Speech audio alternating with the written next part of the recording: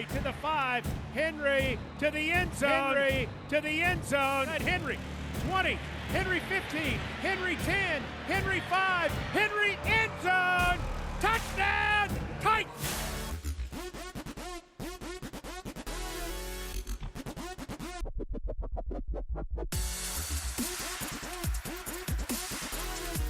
Welcome to another week of the Mike Vrabel Show with the head coach. I'm Mike Keith. We're glad to have you with us as we head towards week 10.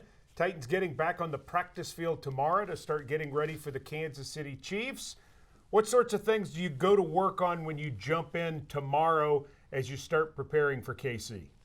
Well, I think it's about getting our three groups, our three phases to operate as a unit and start to understand the complementary aspect in which we need to play, that if we can take care of the football, drive it, punt it, use Kern, cover them, play some defense, create some field position, take advantage of the opportunities when they throw us the football or to knock it out, to give our offense a shorter field.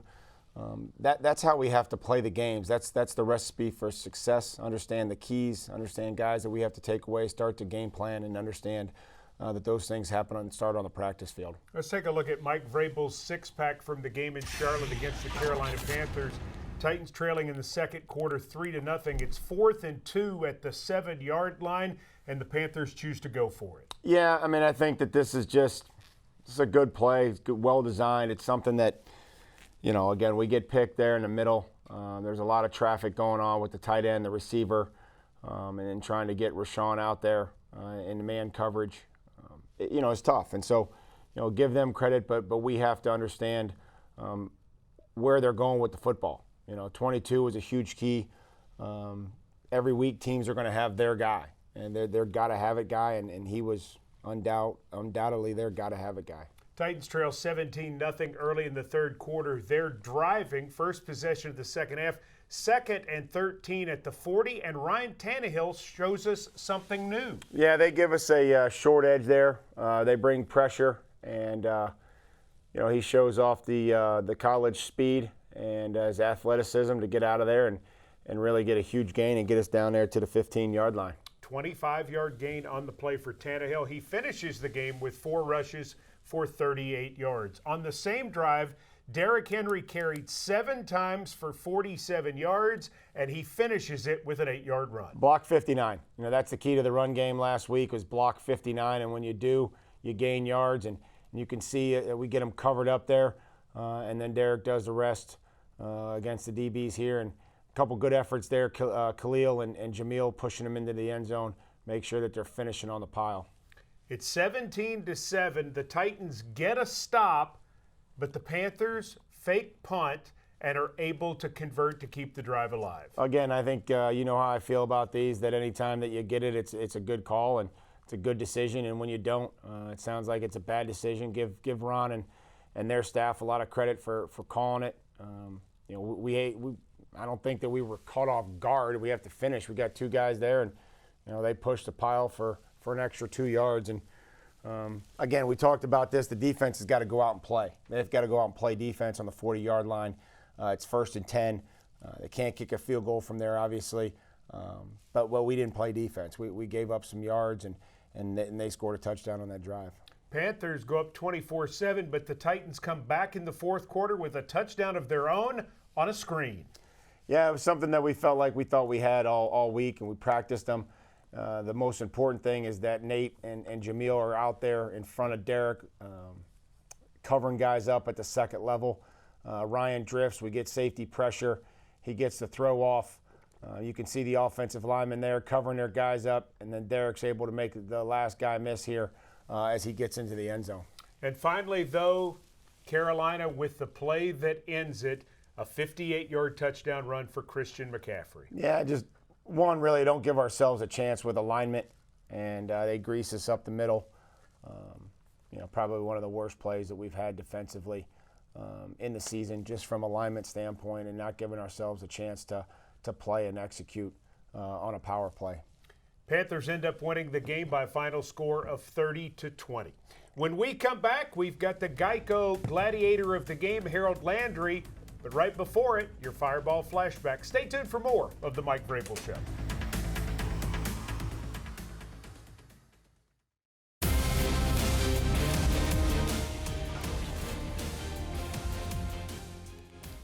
A Titan misses a plane. Vince Young was the 2006 NFL Offensive Rookie of the Year. He led Tennessee to 8 wins and nearly into the playoffs after a 2-7 start. That was the Titans' record when they strolled into Philadelphia to meet the Eagles on November 19, 2006. But when the Titans arrived in Philly the day before, Vince Young wasn't with the team. He was late to the team plane and was left behind. Young was so upset by this development that he had to be talked into flying to Philadelphia that night. Young did make it into Philly on Saturday and started the game on Sunday, but he really didn't play that well. Everyone else, however, did for the Titans. The defense had 3 takeaways and scored a touchdown. Starks, 40, 30, 20, pitches it back to Bullock, who will take it in the end zone for a touchdown. Titans! Titans special teams recorded a touchdown on a punt return. Breaks a couple of tackles, spins for it, 15, 20. End zone! Pac-Man Jones! Touchdown! Titans! And Travis Henry rushed for 143 yards, including a 70-yard touchdown run.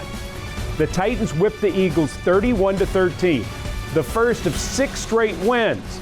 It was a run that began with the starting quarterback missing the team plane.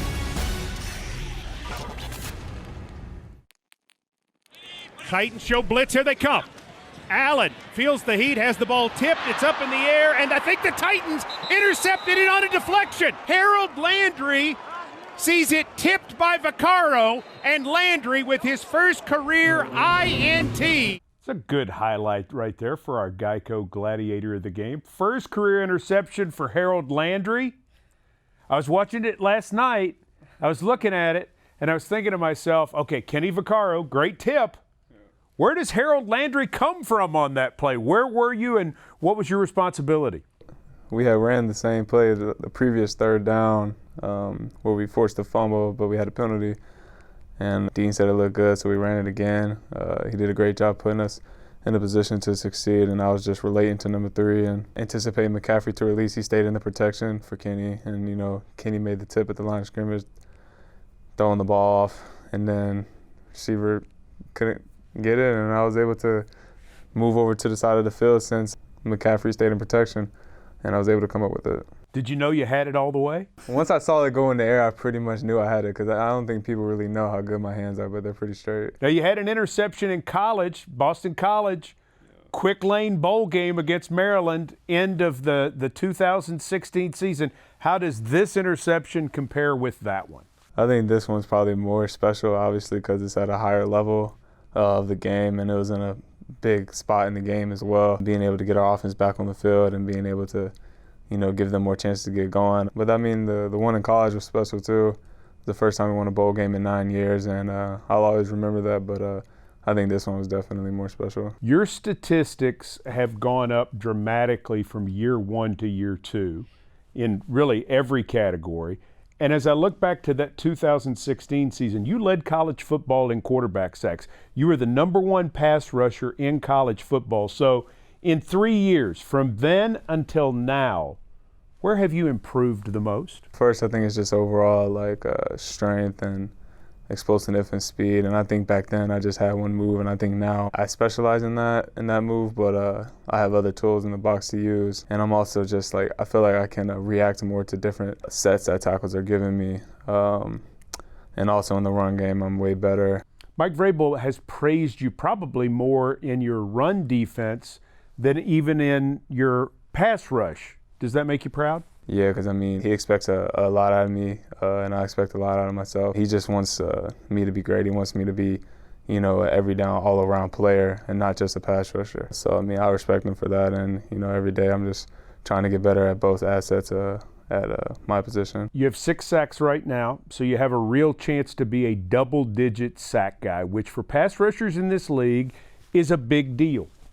Is it a big deal to you? Is it a goal for Harold Landry? I think at the end of the year, you know, when you look back at your season, I think that's a nice thing to have. But I think each week as the season goes on. It's not about going out there and, trying to get that specific stat. It's more so about just going out and trying to win every single pass rush rep that you get, every single run block rep you get, and just try to create as much havoc as you can and create turnovers to be able to get the ball back to the offense and to get them going and get them in rhythm. Finally, Harold Landry, when other teams watch you and they talk about having to block you, when they evaluate you every week, what do you hope other teams are saying as they prepare to play against Harold Landry? I'm hoping that they say that he's an every down player. You need to have eyes on him on every play, and that he just gives his all on every play. So you got to make sure you're going from whistle to whistle.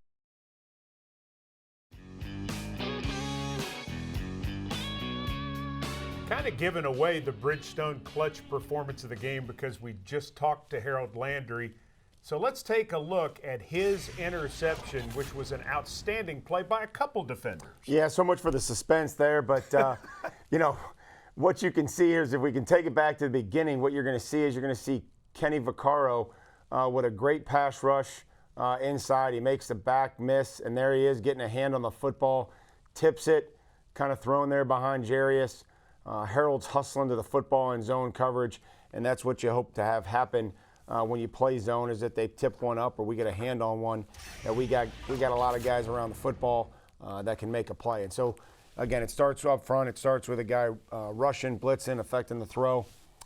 And then it goes to guys hustling and being around the football. Like to see some more plays like this week against the Kansas City Chiefs. A lot more, Mike. A lot more would be good. It is the salute to service game, and of course the Titans have a very special relationship with our friends at Fort Campbell, the 101st Airborne, the men and women there.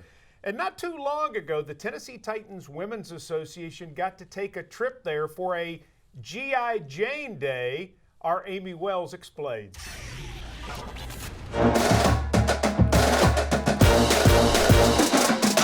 The women behind me are part of the Tennessee Titans Women's Association. It's a group of both Titans staff members and Titans wives who get together a couple times a year to do all kinds of things. Today is G.I. Jane Day. We are here at Fort Campbell. We're learning how to be soldiers, kind of. We're running through obstacle courses. We're going to shoot machine guns. Check it out. You want to shoot more rounds? We got the rounds to shoot, so feel free to get your shoot on. Get my shoot on.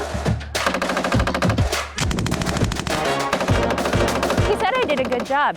I might have done terrible. He could have been lying to me because I was still touching a gun.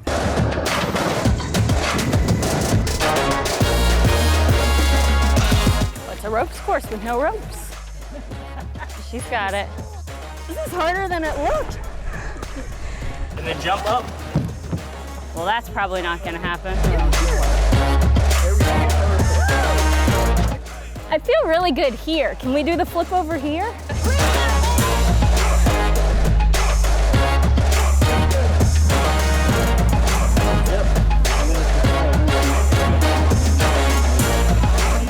Thank you to everyone at the Air Assault School. Thank you for teaching us. Thank you for helping us. I think I'm going to be pretty sore and pretty bruised tomorrow. Turns out I'm not a very good soldier, but gosh, we had so much fun trying. We can't wait to come back out here and do it again. That's a good effort from Amy Wells there with our friends at the 101st Airborne. And the salute to service game, something that I know meant a lot to you when you played and still means a lot to you as a coach. Well, I think that, obviously we are very fortunate that we get to be a part of this game. And we're thankful for the men and women that serve our country, the strain that it has on their families to watch moms and dads go overseas and be deployed. That doesn't go unnoticed here. The hard work that they have, and we're fortunate that the men and women from Fort Campbell are just up the road here and have the relationship that they do with us. Well said. Thanks very much. Now chance to see if the coach can make a good guess. It is the Delta Dental Guess the Titan. Mike Vrabel is 4 out of 7 on the season. He's 2 for his last 2. Who is this Tennessee Titan from a baby photo? I think I know. All right. Can he go 5 out of 8? Or will he fall back to 50%? The Delta Dental Guess the Titan. Coming up on the Mike Vrabel Show.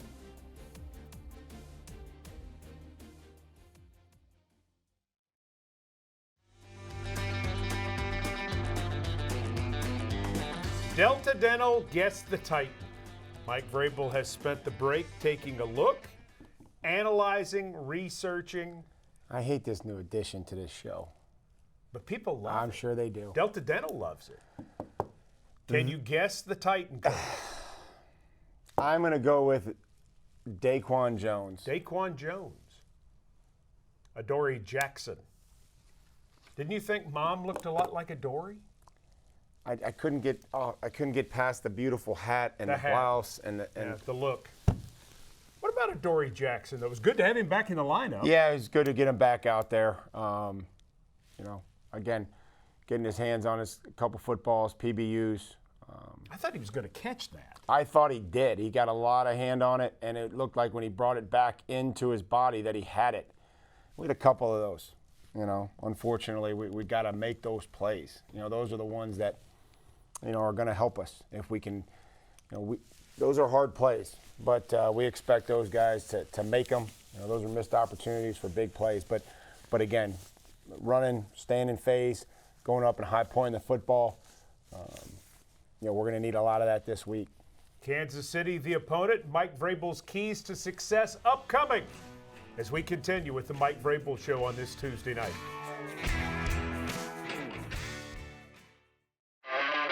Welcome back to the Mike Vrabel Show. This week begins one of the most special periods of the year as the high school football playoffs get underway in both Tennessee and Kentucky. We encourage you to check out the Tennessee High School Playoff Bracket by visiting TSSAsports.com/sports/football. And for the Kentucky High School Football Bracket, visit khsaa.org.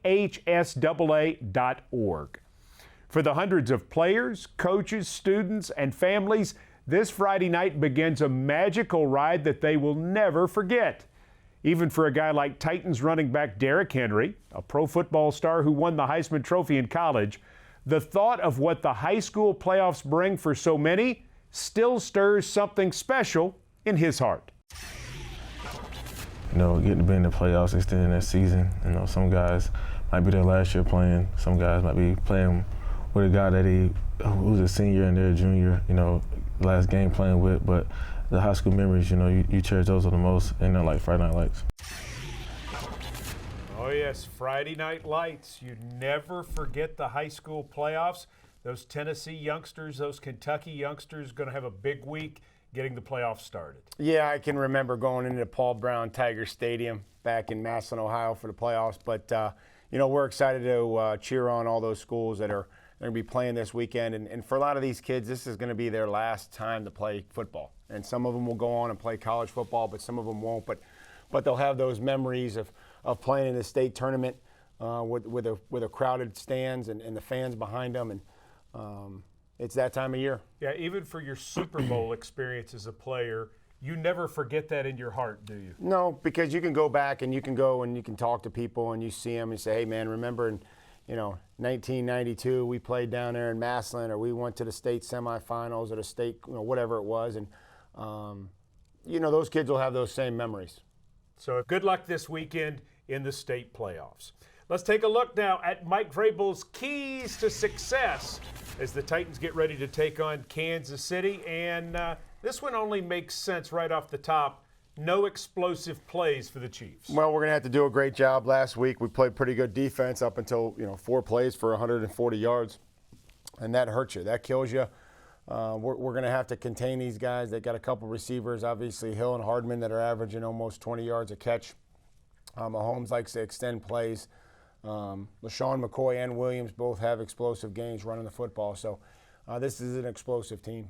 Second key is about running the football. The Chiefs have given up some rushing yards. This also helps your defense too. Well, it has to. We got to play games that are complementary and keeping a score close, keeping it, being balanced, complementary, using a running game to give ourselves a chance in the play actions, those screens that we hit, and then decide when we're going to throw the football down the field. So we just need to get going on it earlier and not get behind the chains like last week.